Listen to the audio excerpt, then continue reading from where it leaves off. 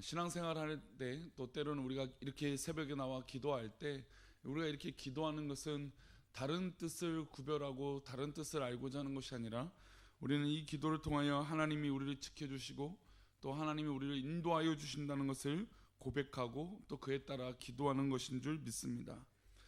그런데 우리가 이 기도를 하고 있음에도 불구하고 우리의 삶에 있어서 어려운 일이 있거나 어떤 판단에 있어서 하나님의 뜻을 구하고 하나님 뜻대로 기도하기 위해서 하나님의 뜻대로 살기 위해서 기도하는 것이라기보다는 내가 생각하고 내가 판단된 그 뜻대로 행동하다가 결국에 하나님과 멀어지거나 아니면 하나님의 뜻을 오해할 때가 종종 있는 것을 볼 수 있습니다.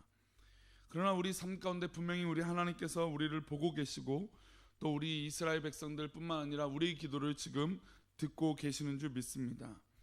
하나님께서 분명히 우리의 고통도 알고 계시고 우리 상황도 모두 다 알고 있음에도 불구하고 우리의 상황과 우리의 여건과 우리 환경에 따라서 하나님을 다르게 우리가 믿고 또 하나님을 다르게 평가할 때가 있다는 것입니다.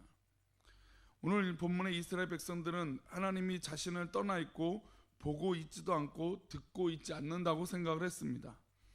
하나님에 대한 오해를 한 것이죠. 하나님의 그런 오해를 불식시켜서 오늘 하나님께서는 그들에게 증거를 보여주고 계십니다.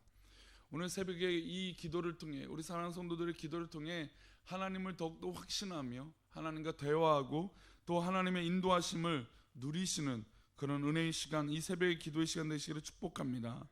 하나님께서 이 하나님의 인도하심을 보여주기 위해서 특별히 이 모세와 아론을 세우시고 그들을 통해서 이스라엘 백성들을 인도하셨다는 것, 이런 측면은 굉장히 중요합니다. 또 하나님께서 한국교회가 분명히 어려움이 있고 목회자들이 수없이 흔들리고 있지만 그럼에도 불구하고 하나님께서 몸된 교회에 또 우리 교회에 목회자를 세우고 또 장로님들을 세우고 또 직분자들을 세우셔서 교회를 이끌어 나간다는 측면은 굉장히 중요한 의미가 있는 것입니다.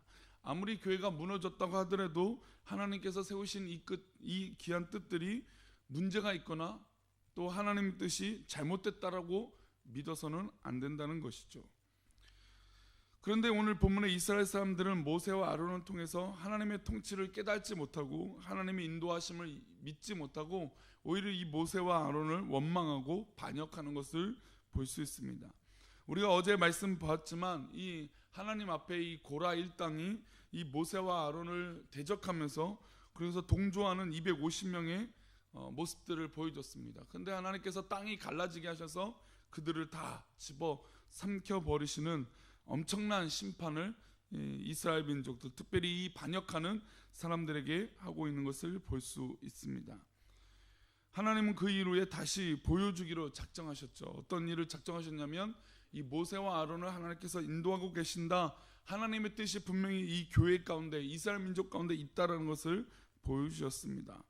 어떤 보여주심이 있었냐면 우리 2절과 3절인데요 우리 2절 말씀 다시 한번 읽어보겠습니다. 너는 이스라엘 자손에게 말하여 그들 중에서 각 조상의 가문을 따라 지팡이 하나씩을 취하되 곧 그들의 조상의 가문대로 그 모든 지휘관에게서 지팡이 12를 취하고 그 사람들의 이름을 각각 그 지팡이에 쓰되, 자 지금 지팡이를 하나씩 취하라고 했습니다. 즉 그 가문 한 지파 12개 하나에 한 개씩 다 해서 12개의 지팡이를 세워서 그 지팡이에게 이름을 쓰라고 했습니다. 그러고 나서 3절입니다. 우리 3절 말씀 읽어보겠습니다. 레위의 지팡이에는 아론의 이름을 쓰라. 이는 그들의 조상의 가문에 각 수령이 지팡이 하나씩 있어야 할 것입니다. 그러니까 이 요셉의 두 지파 에브람과 므낫세까지 합치면 13지파, 즉 이 13개의 지팡이에 각각의 이름을 쓰고 이 뜻이 어떤 것인지, 이 지팡이에 어떤 역사가 일어난 것이 보여주고 있습니다. 5절입니다. 그래서 이 지팡이를 모아서 어떻게 역사하느냐, 5절입니다. 5절 이 말씀 읽어보겠습니다. 내가 택한 자의 지팡이에는 싹이 나리니 이것으로 이스라엘 자손이 너희에게 대하여 원망하는 말을 내 앞에서 그치게 하리라. 그러니까 지팡이에서 싹이 나게 하겠다라고 했습니다. 그러니까 이 모든 지파의 지팡이를 모으고 아론의 지팡이의 이름을 써게 하셔서 각 지파의 이름을 쓰게 하셔서 이 지팡이에 싹이 나면 그 지팡이에 하나님께서 역사하는 지파고 하나님의 뜻이 분명히 있다라고 하는 것을 보여주게 하시겠다는 것입니다. 그런데 생각해 보면 지팡이는 썩은 것입니다. 죽은 것이죠. 썩었다기보다는 죽은 것이고 그 지팡이에서 열매가 맺는다는 것, 또 꽃이 피고 뭐 어떤 싹이 난다는 건 말이 안 되는 것이죠. 이 열매가 또 싹이 난다는 건 어떤 나무가 싹이 나는 것입니까? 생명이 있는 나무죠. 살아있는 나무가 싹이 나는 것입니다. 근데 죽어있는 생명이 없는 나무에서 어떻게 싹이 나겠습니까? 그러나 하나님이 택한 자의 지팡이는 싹이 나게 할 것이라고 말씀하시고 그 증거로 하나님의 택하심과 권위를 그 지팡이를 통해서 선택해 주셨다는 것을 보여주기 원하셨습니다. 그리고 그 모든 지팡이를 증거기 앞에 12를 놓게 됐습니다. 그 8절 말씀 어떤 일이 일어나느냐? 우리 8절 말씀 읽어보겠습니다. 시작. 이튿날 모세가 장막에 들어가 본즉 레위 집을 위하여 낸 아론의 지팡이에 움이 돋고 순이 나고 꽃이 피어서 살구 열매가 열렸더라. 살아있지 않는 이 지팡이에 하나님께서 역사하시고 살아계시고 통치하시겠다라고 하는 그 의미로 순이 나고 꽃이 피고 살구 열매가 나는 놀라운 일이 일어나게 되었습니다. 그들은 모두 알았습니다. 각 지파에 뽑은 이 지팡이, 선택한 이 지팡이는 죽어있는 것을 모두 다 알았습니다. 우리가 등산을 하시면 아시겠지만 요즘은 그냥 등산하는 것이 아니라 어떤 걸 아시죠? 그 지팡이를 하나씩 들죠. 플라스틱이나 어떤 그런 철로 된 걸 이 지팡이를 하나씩 들고 갑니다. 그러니까 지팡이를 갖고 있는 건 이 오래 걸을 때 도움이 되게 되겠죠. 근데 이스라엘 민족들도 이 광야에서 행군을 하고 행진하면서 이 지팡이 하나씩은 들고 있었습니다. 근데 그 지팡이의 의미를 모든 사람들이 알고 있었어요. 이 지팡이는 살아있는 것이 아니라 자신들이 꺾었거나 손으로 꺾었거나 아니면 어떤 도구를 이용해서 나무를 꺾었기 때문에 이 나무, 이 지팡이는 살아있지 않는다는 것을 모두 다 알고 있었습니다. 당연히 이 나무에서 살구 열매, 어떤 열매가 나고 순이 나고 꽃이 피고 잎이 난다는 건 말이 안 되는 것을 다 알고 있었습니다. 그런데 하나님은 이 죽어있는 살아있지 않는 이 나무에 하나님이 역사하셔서 열매를 맺게 하셨습니다. 우리말 성경에는 살구 열매로 되어 있는데 히브리 성경을 보면, 영어 성경을 보면 아몬드 열매라고 표현되어 있습니다. 이 원어에는 어떤 의미냐면 사케드라고 하는 단어인데, 이 사케드라고 하는 단어는 흔들어서 깨우다라고 하는 의미를 갖고 있습니다. 즉 이스라엘 백성들이 이 사케드 열매, 즉 이 살구 열매를 볼 때마다 하나님이 그 사람들의 영혼을 흔들어서 깨워주신다는 것입니다. 마치 이 새벽에 하나님께서 우리를 흔들어서 깨워서 이 새벽에 제단에 나와 기도하게 하시는 것처럼 하나님의 뜻이 무엇인지 이 기도를 통하여, 우리의 기도를 드림으로 통해서 하나님의 뜻을 위하여 우리를 깨워주시고 알려주신 줄 믿습니다. 그런 의미로 살구 열매를 그 지팡이에, 특별히 아론의 지팡이에 열매를 맺게 하셨다는 것이죠. 모든 지팡이들이 있었지만 그 중에 하나님께서 아론의 지팡이를 선택하셔서 열매를 맺게 하셨다는 것은 의미가 있다는 것입니다. 우리 교회도 100여 명의 성도가 있지만 그 중에 우리를 선택하시고 우리 사랑하는 성도들을 택하셔서 기도하게 하시는 이유가 있다는 것입니다. 그것은 우리를 흔들어서 깨워주시는 것이고 우리 기도를 통하여 우리 꿈꾸는 교회를 깨워주시는 기도인 줄 믿습니다. 그래서 우리가 이 새벽에 기도하는 이 기도가 사명이 있는 것입니다. 왜냐하면 하나님이 우리를 부르시고 우리를 선택하여 주시고 우리를 기도하게 하시는 것인 줄 믿습니다. 이 아론의 쌍난 지팡이를 통하여 증거궤 앞에 다시 두게 하십니다. 그리고 모든 이스라엘 백성들이 이 증거궤 안에 두 돌판, 즉 십계명과 만나를 담은 항아리와 이 아론의 쌍난 지팡이를 통해서 하나님이 택하시고 하나님께서 깨워주신다라고 하는 그 의미를 이 아론의 쌍난 지팡이를 통해서 알게 해 주신 것입니다. 만나를 통해서 하나님께서 책임져 주시겠다, 먹여 주시겠다는 걸 알려주시고, 말씀을 통해서 어떤 것을 알려주실까요? 하나님의 말씀을 통해서 구원의 길로 인도해 주신다는 것을 알려주셨습니다. 그리고 아론의 쌍난 지팡이를 통해서 혼란에 빠진 영혼들, 자신이 옳다라고 여겼던 그 백성들 앞에서 하나님께서 아론을 택해 주시고 모세를 택해 주셨다라고 하는 것, 그리고 그걸 통해 우리를 깨워주시고 알려주신다는 의미로 이 아론의 쌍난 지팡이, 또 만나의 항아리, 그리고 십계명을 그 증거계 안에 두게 하셨습니다. 특별히 이 아론의 쌍난 지팡이를 통해서 우리에게 말씀하시는 것, 우리가 잠들어 있던 우리 영혼이 하나님 앞에 깨어있는 놀라운 은혜가 있기를 축복합니다. 이스라엘 백성들은 자신들이 옳다고 생각했어요. 아무리 하나님의 인도하심을 받더라도 자기가 옳다라고 생각했습니다. 그러나 정말 기도하는 백성들, 하나님을 믿는 백성들은 아론의 쌍난 지팡이, 즉 하나님의 말씀과 하나님의 인도하심과 또 그거를 믿음으로 말미암아 기도할 때 우리는 하나님의 뜻대로 깨어있는 백성들 되게 될 줄 믿습니다. 그러니 우리 사랑하는 성도님들, 이 새벽에 기도할 때 하나님 앞에 깨어있기를 축복합니다.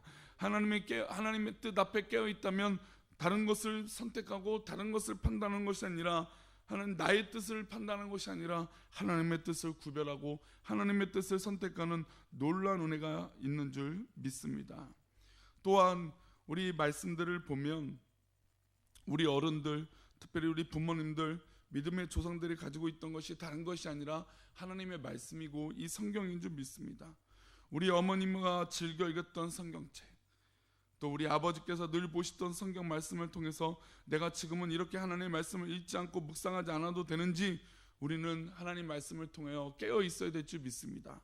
어제 어버이날을 보내면서 또 특별히 가정의 날을 통해서 우리가 내 뜻을 구하는 것이 아닌가, 내 마음대로 자꾸 기도를 끼워 맞추는 것은 아닌가, 우리가 그런 것을 생각해 보면서 정말로 진정한 기도의 의미, 하나님의 말씀을 붙드는 의미가 무엇인지 우리 가운데 회복되기를 축복합니다.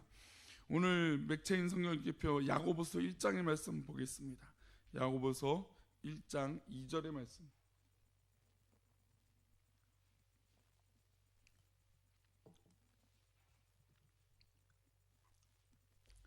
야고보서 1장 2절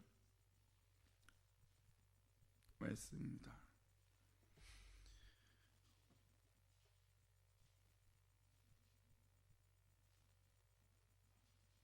야고보서 1장 2절의 말씀. 야고보서 1장 2절의 말씀 함께 읽겠습니다. 내 형제들아, 너희가 여러 가지 시험을 당하거든 온전히 기쁘게 여기라. 우리가 시험을 당하면 그 시험을 가지고 여러 가지 생각을 할 수 있습니다. 그러나 그 모든 상황과 또 좋은 일이든 어려운 일이든 또 행복한 일이든 슬픈 일이든 그 가운데 하나님의 뜻이거든 그것을 온전히 기쁘게 여기는 믿음이 있기를 축복합니다. 이어서 3절입니다. 우리 3절 말씀입니다. 이는 너의 믿음의 시련이 인내를 만들어내는 줄 너희가 압니다. 그 믿음의 어려운 시련들이 우리가 인내를 하는 거예요. 그 인내를 배우는 것이죠. 단순간에 그 일들을 벗어나면 우리 인내를 배우지 못합니다. 모든 일이 롱런하는 거예요. 오래 사는 거지. 우리의 인생이 물론 한 순간이고 한 일생이지만 우리가 인생은 60이고 70이고 80이고 90이고 100세를 살아가는 거예요. 그 인생을 살아갈 때 우리는 그냥 단순간에 어떤 순간에 어떤 쾌락을 위해서 즐거움을 위해서 사는 인생이 아니라는 것이죠. 우리의 모든 인생에 일어난 일들은 우리가 인내를 가지고 정말 오랜 시간을 가지고 달려가는 것인지 믿습니다. 그것이 바로 믿음이라는 것입니다. 믿음의 시련이 인내를 만들어낸다는 것입니다. 그 인내는 어떻게 이루입니까? 4절 말씀 읽어보겠습니다. 시작. 인내를 온전히 이루나 이는 너희로 온전하고 구비하여 조금도 부족함이 없게 하려 함이라. 이스라엘 백성들은 인내하지 못했습니다. 그래서 원망했죠. 무슨 일만 생기면 원망했습니다. 그리고 오늘 읽었던 민수기 17장, 그 이전에 16장은 모세와 아론을 세우셨는데 하나님의 뜻을 구하지 않고 그들을 원망했습니다. 지도자들을 원망하고 하나님을 원망했습니다. 인내를 이루지 못한 것이죠. 우리는 그 인내를 온전히 이뤘을 때 하나님께서 조금도 부족함이 없게 채워주실 줄 믿습니다. 그래서 우리 꿈꾸는 교회가 은혜가 있는 것이에요. 하나님 앞에 인내로 나아갔더니 하나님의 몸된 교회를 지키고 사랑했더니 하나님께서 우리에게 조금도 부족함 없게 채워주신 줄 믿습니다. 이것은 누구의 인도와 누구의 힘이 아니라 하나님의 온전한 뜻이라는 것이죠. 그랬더니 그 인내를 극복했더니 그 시간들을 보냈더니 하나님께서 조금도 부족함이 없게 인도하신 것을 우리는 알 수 있다는 것입니다. 그런 우리는 어떻게 해야 될까요? 어떻게 살아야 될까요? 6절입니다. 6절의 말씀은 명확하게 우리의 삶의 기도의 목적을 알려주고 있습니다. 우리 6절 말씀 있습니다. 시작. 오직 믿음으로 구하고 조금도 의심하지 말라. 의심하는 자는 마치 바람에 밀려 요동하는 바다 물결 같으니. 우리 사랑하는 새벽에 기도하시는 백성들은 의심하지 말고 믿음으로 구하기를 축복합니다. 믿음으로 구하면 우리 하나님께서 그 말도 안 되는 이룰 수 없는 그 지팡이에서 싹이 나고 순이 나고 열매를 맺게 하셨던 것처럼 우리 하나님께서 우리의 삶 가운데 믿음으로 구할 때 그런 역사를 우리 가운데 이루어 줄 줄 믿습니다. 그러니 이 새벽에 기도하는 것이 우리 가운데 복이 될 줄 믿습니다. 이 새벽에 기도하는 우리 기도가 생명이 되는 줄 믿습니다. 그러니 생명의 기도를 붙들으시고 기도함으로 믿음으로 구함으로 응답받는 하나님의 인도하심을 경험하는 복된 하루와 우리 성도님들의 기도가 되시기를 축복합니다. 기도하겠습니다. 하나님,